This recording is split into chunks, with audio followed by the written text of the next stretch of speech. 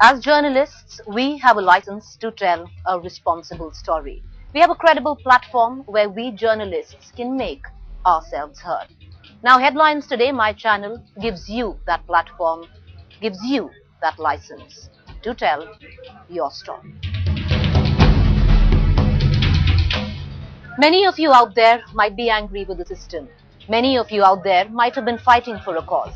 Many of you out there must be wanting to tell a story, but unfortunately till now, nobody has listened.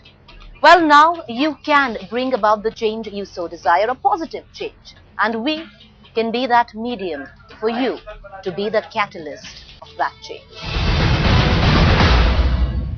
You wrote to us with issues that are important to you. You wrote to us with issues that bother you. Most importantly, you wrote to us with issues that you are willing to fight for. The Right to be Heard team culled out 4 such stories from the letters that you've been sending us. One of which is a 12-year-old crusade to save a dying river.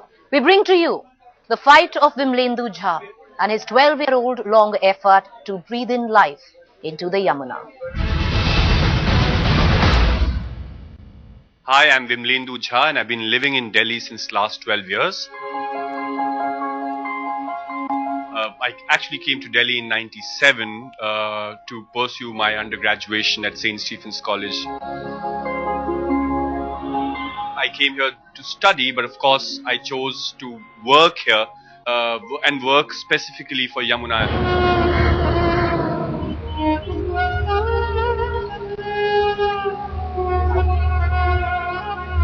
Last 1 decade I've been working on this particular issue, with this particular river, engaging different kinds of people. As a citizen, things around me, make me angry, make me feel frustrated about the inaction, and that is the reason why I choose to do what I'm doing right now, fighting for Yamuna.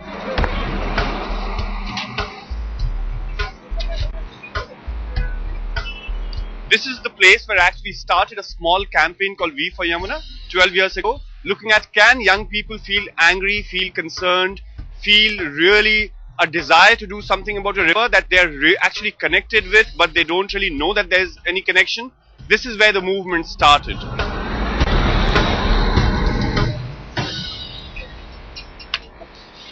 I didn't think that I'll begin an organization or a movement. I thought it was my bit to save the river, and that's where the journey began.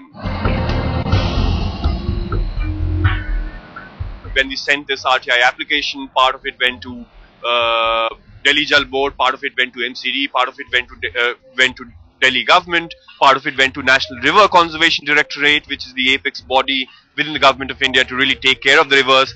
The responses were basically about this is the amount of money that we have spent, which was around, each project gave us multiple thousand crores as figures. But what happened with that money? There was no response towards that.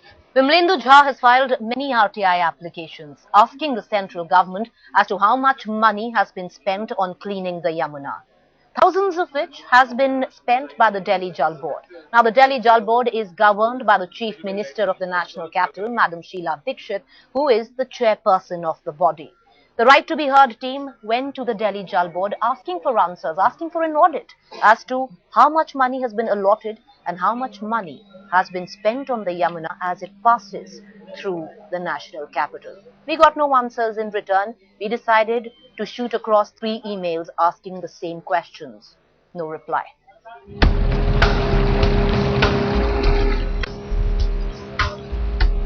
There are several departments within the government that is supposed to be involved in cleaning of the Yamuna. It's very important to really have one body. On paper, there is that body called National River Conservation Directorate, but that body needs to be empowered further. There needs to be one point institution within the government which is supposed to be accountable for river action.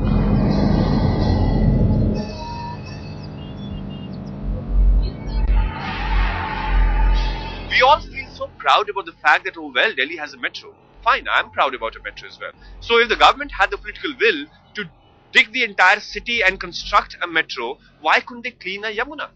Because Governments all around the world have done this. So my problem comes from there, that if you wanted to do it, you could do it. You could construct these big stadiums and buildings and roads and flyovers and metros, everything, because there was something else that you had. There was money, perhaps, there was corruption, perhaps, there was better return on investment. Here you have nothing.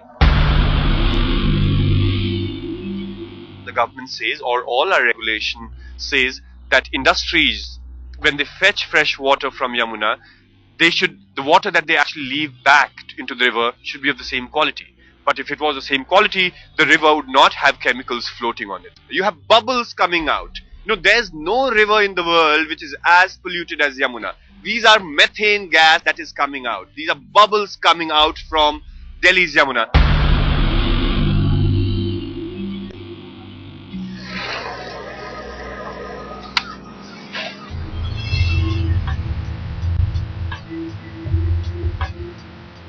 Yamuna's total length is around 1360 kilometers.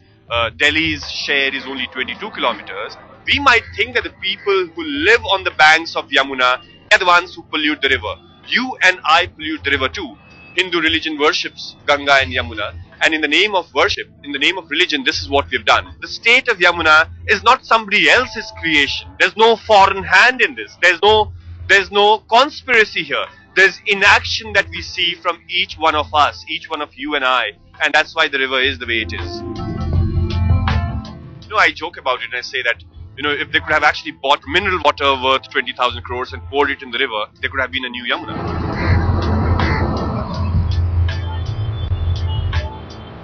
I'm a citizen of this country and I have every right to be heard. In all the stories that we're going to be featuring on this show, you will be the storyteller, we just the medium.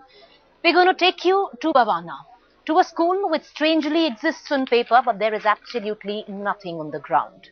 But before we do that, we're going to cut across to Mumbai, the maximum city with the maximum noise pollution levels, where we highlight the fight of Sumaira, who has been struggling to bring down the staggering noise levels in the city. She wrote to us to highlight this very cause, where her desperate fight to get some peace and quiet in a city that never sleeps. And hopefully, after this story, Sumaira's voice would rise from all the noise there.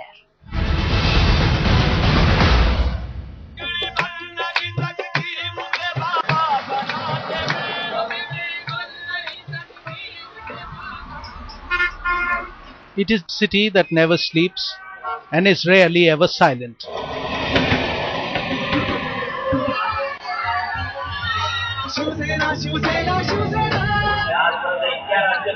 But in the madness called Mumbai, Sumaira, Abdullali has been fighting for some quiet.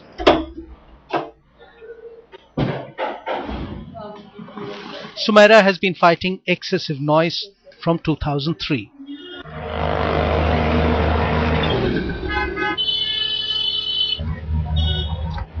I started work with my uncle who was working on noise pollution. He asked for help in a litigation that he wanted to file. So I helped him with paperwork, and it did start out part-time, but very soon I started to work at night and spend a lot of time, as much time as a full-time job.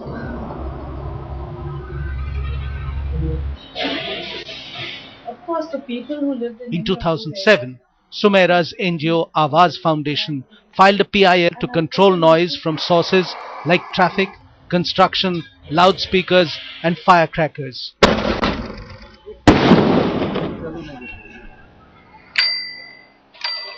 It also sought noise mapping of Mumbai.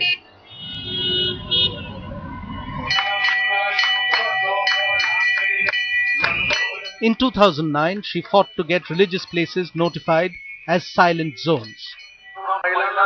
The next year, she expanded her cause to political rallies, measuring noise levels at Shiv Sena's annual Dashera rally. Till now, Sumaira's actions have earned her empty promises from the police and the state government. Silent area mainly होता है corporation area या council area में होता है, और उसके जो कि अधिकार है वो पुलिस डिपार्टमेंट को दिए हुए हैं. अगर उसमें कोई वायलेशन होता है तो they have to initiate the action against as per the noise bill 2000. और जो बोलते हैं ताकत जो एक्शन लेने के लिए, जैसे फाइन की अरेंजमेंट है, वो स्पॉट फाइन की अरेंजमेंट है नहीं एक्ट में आसपास का। तो वो हम लोग फाइल करेंगे कोर्ट में केस, और वो केस चलता रहेगा, then it has to be prove.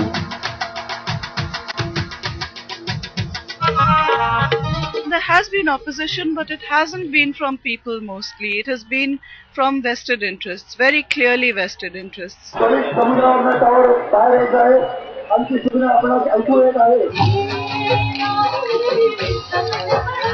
Mumbai is noisiest during the festival season, and that, I mean, obviously there's a reason for that, that there's a concentrated effort to make noise, and every people believe that they can't celebrate without noise.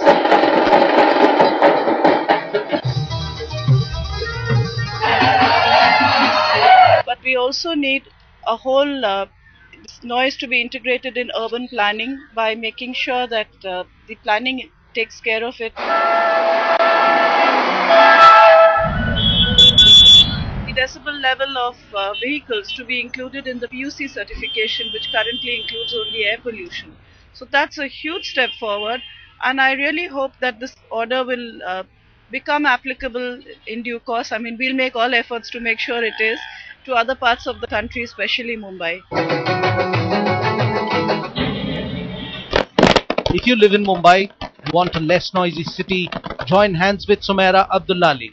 You can contact sumaira.rbh@headlines_today.com. Right to be heard is your platform. Right to be heard is your show. No matter how small you might think your story is, no matter how small you might think your fight is, we promise to make it big. Like Vimlendu's crusade to save the Yamuna, like Sumaira's fight to bring down the noise levels in Mumbai, we will make your story heard. We will give it a platform, we promise. Our next story, we were going to take you to Bhavana, where there is a school which on paper ticks all the boxes it exists, but on the ground there is absolutely nothing. Today on this show, we give this platform to Mustafa and his fight to build a very tiny school, a small school which he hopes will lead to very big things. मेरा नाम मुस्तफा है, मैं Bawana JJ colony के जी block में रहता हूँ।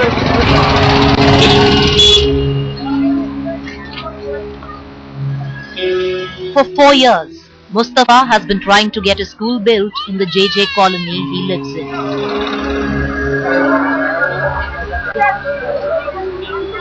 यहाँ पे काफी सारी प्रॉब्लम है, जैसे सैनिटेशन, पानी, बिजली, और इन सभी प्रॉब्लम के चलते यहाँ पे लगभग 1.5 लाख की आबादी में सिर्फ 5 ही प्राइमरी स्कूल हैं जो कि डबल शिफ्ट में चलते हैं। हर प्राइमरी स्कूल के हर क्लास में लगभग 70 बच्चे पढ़ रहे हैं, जिस वजह से बच्चों की पढ़ाई नहीं हो पा रही है। और यहाँ 2009 से हम लोग प्राइमरी स्कूल के निर्माण के लिए हम लोग मांग कर रहे हैं, लेकिन अभी तक कोई भी प्राइमरी स्कूल नहीं बन पाया है। He personally took on the responsibility of getting the residents of the colony together to demand the right to education for their children. Going door to door, he got the locals to sign a petition, which was then submitted to civic authorities to start work on the school in this local locality. उनको बनवाने के लिए मैं आपका सहयोग चाहिए, तो आप अपना नाम बताइए। बच्चों के लिए स्कूल की बहुत जरूरत है। यहाँ पे छोटे छोटे बच्चे परेशानी होती है जाने में, और वहाँ पढ़ाई नहीं होती है। जब जाते हैं तो वो बहुत सबूतें मांगते हैं अलग अलग, और मना कर देते हैं वहाँ पे।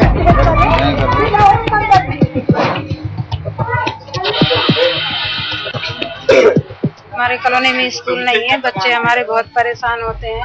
उधर कॉलोनी में जाते हैं पढ़ने, पुरानी कॉलोनी में बहुत परेशानी उठाते हैं। एक एक क्लास में बहुत ज्यादा बच्चे हैं, उसमें जो है बैठने की भी सीट नहीं मिलती, बच्चों को जमीन में बिठाया जाता है, इसलिए बहुत परेशानी है। हमारे कॉलोनी में स्कूल जरूरी है। पिछले 4 सालों की कोशिशों के बावजूद डीडीए ने इस जमीन को एमसीडी के पास ट्रांसफर कर दिया है, लेकिन अभी तक एमसीडी ने ना तो इस जमीन का बाउंड्री वॉल करवाया और ना ही कोई बोर्ड लगाया है। But caught between the MCD and the DDA, Mustafa's struggle has still now been lost to red tapeism. लेकिन नई बिल्डिंग बनाने का एक प्रोसेस होता है और उस प्रोसेस में करीब 1.5 से 2 साल का वक्त लगता है। प्रपोजल स्टेज से और फाइनल एग्जीक्यूशन तक। तो उम्मीद है कि 1.5 साल के अंदर अंदर ये नई बिल्डिंग हम लोग तैयार करने में सफल हो पाएंगे। अब देखना ये है कि एमसीडी इस जमीन पर स्कूल का निर्माण करवा के स्कूल की शुरुआत कब से करवाती है। From NCR Bhavana, we're going to cut across to Bangalore, a city with its own set of problems. Earlier on, it was the madding traffic, and today it is the stench of piling garbage. A city which was once called the Garden City is today fast acquiring the status of being called the Garbage City. We give this platform today to prominent Bangalorean Prasad Bidappa, and we highlight his fight to steer clear of the swamp of garbage and try and save his city that Bangalore has been. Welcome to Cubbon Park. This must be one of Bangalore's most beautiful sights. Unfortunately, not all of Bangalore has lasted as well as this. Bangalore's plagued with many ills, and recently it's all come to a head with a garbage disposal problem that has somehow colored Bangalore's image of a garden city and made it more into a garbage city.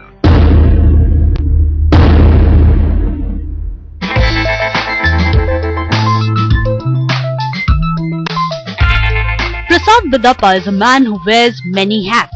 He is a choreographer, stylist, fashion journalist and entrepreneur.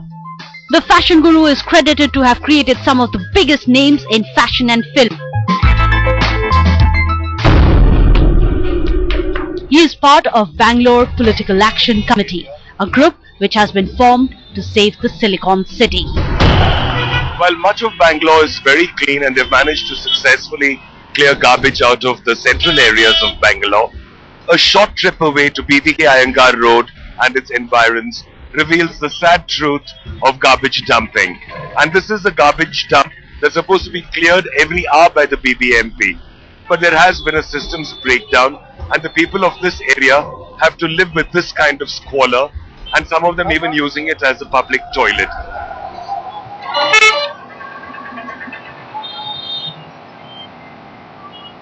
वो corporation का problem है, ये BBMP का अभी तक नहीं आए। 3 रोज में एक टाइम देते हैं, 3 रोज में 4 रोज में एक टाइम देते हैं। ये आग डाल देते हैं, रात में आग धुआं उठेगा। Whenever we complain, the second day they will come, they will send lorries and everything. BPMP will come, people will come and they will clean this area. What we need is actually every day it should be cleaned twice, which is not happening. यहाँ आके मेरे को करीबन 20 साल हो गए, लेकिन जब मैं यहाँ बैंगलोर में आया तो बैंगलोर एकदम नीट एंड क्लीन था और एटमॉस्फेयर इतना अच्छा था कि हम लाइक करते थे बैंगलोर को। लेकिन आज जब हम यहाँ पे चलते हैं तो ये जो कचरा है और ये जो देखने को आ रहा है रोड के एकदम अंदर तक आ गया है, तो यहाँ से इतना ट्रैफिक जाम होता है। कचरा हो गया है, मार्केट पूरा फुल गलीज हो गया है, आने जाने के लिए पब्लिक को से भी तकलीफ हो रहा है। बहुत ही सिंथेसिस होगा इधर है, पूरा दुकाना से भी लगा रहे हैं, इसमें आने जाने के लिए वाखा हो रहा है। There seems to be a complete breakdown of kind of civic services in areas like this. A huge problem, because if the government cannot cope with this kind of garbage disposal and the kind of problems that plague these people, then who is going to cope with it?